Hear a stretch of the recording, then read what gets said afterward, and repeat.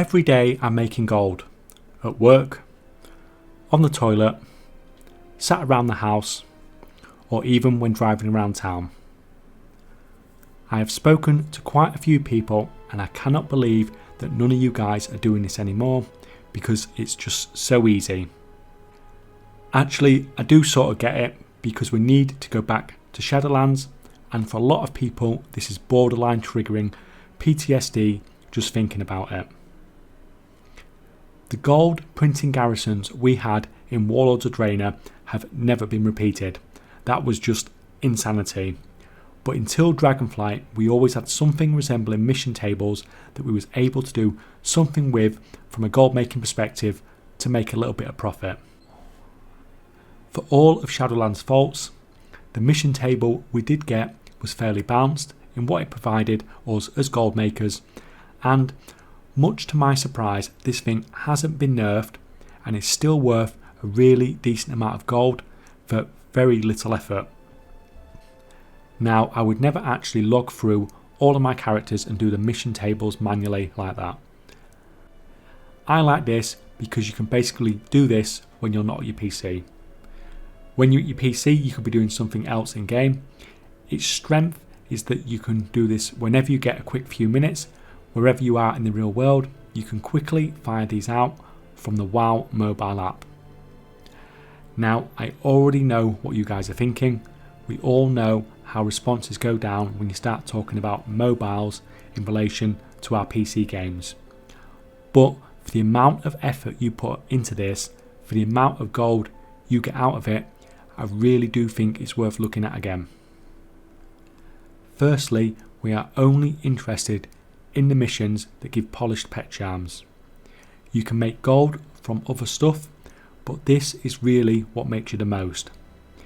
You're going to blast through all your characters that are set up with followers from Shadowlands and just do all those battle pet charm missions. I log on the app once a day to do this across 6 characters that I have set up, and it takes just a few minutes. Super easy, super quick, barely any effort, and can be done from anywhere in the world. You are then going to use these pet charms to buy battle pets to sell on the auction house, and some of these are worth an absolute fortune. The scout pet, for example, introduced in Dragonflight, is selling for 250k to 600k on US servers at the time of recording. Now, it takes a while to get this amount of pet charms from doing this, but once again, it's another time that I'm pushing being patient. This is not a quick turnaround of gold, but what it is an easy and reliable way to make gold long term with very little effort. Another thing that gets debated is what battle pets you should be buying with your charms. Previously, I've always said that you should be picking whatever gives you the highest gold return per pet charm, but I have softened that view recently. The general rule with pets bought from charms is that you get a much better rate per pet charm buying the 50 to 75 ones instead of the ones that cost thousands.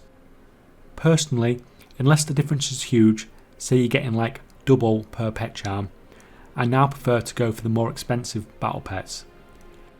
This is simply because I would have to sell 100 50 charm battle pets for every one 5000 charm battle pet, and this is just simply so much less effort. Now, the 50 pet charm pets do sell much quicker though, which is something to take into consideration. Therefore, my suggestion nowadays is just to pick what you think works best for you, for the amount of effort you want to put into selling them off. I'll tell you exactly what I do using the pet charms later on in this video, but there are some things we need to do outside of using the mobile app. Now, we need anima to run these missions on the table. This is the reason I said to only run missions that give pet charms on the table.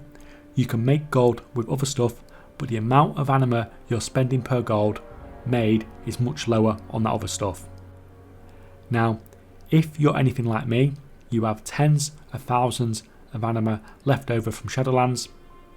Just a quick reminder that you can send anima between characters on your account using a guy stood next to the flight master in Oribus. This helps if your anima isn't very well distributed between your characters and you want them to be able to send missions as well without having to go out and farm anima on every single character. What do we do then if we don't have enough anima to do this? The world quests are fine, the world bosses give a huge amount of anima too, but luckily Blizzard made farming anima miles easier as Shadowlands went on.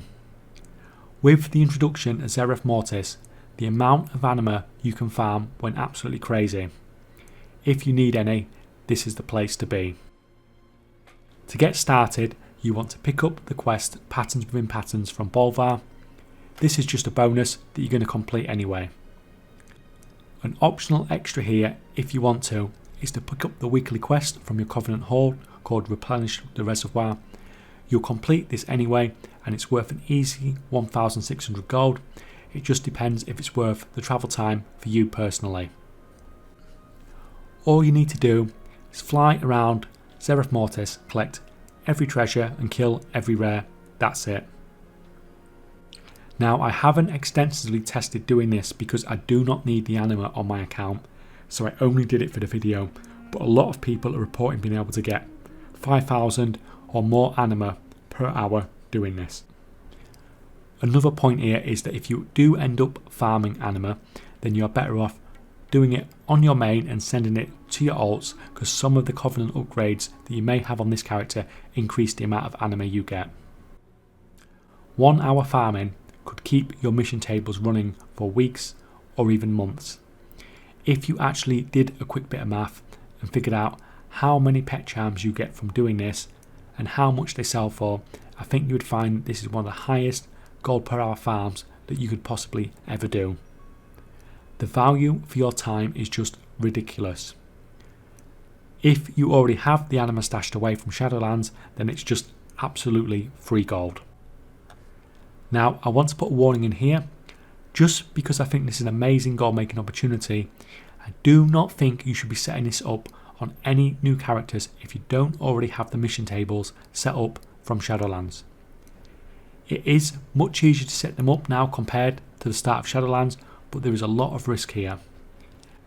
Blizzard usually nerfs mission tables, but these are still giving the best pet charms that you can get a year into Dragonflight.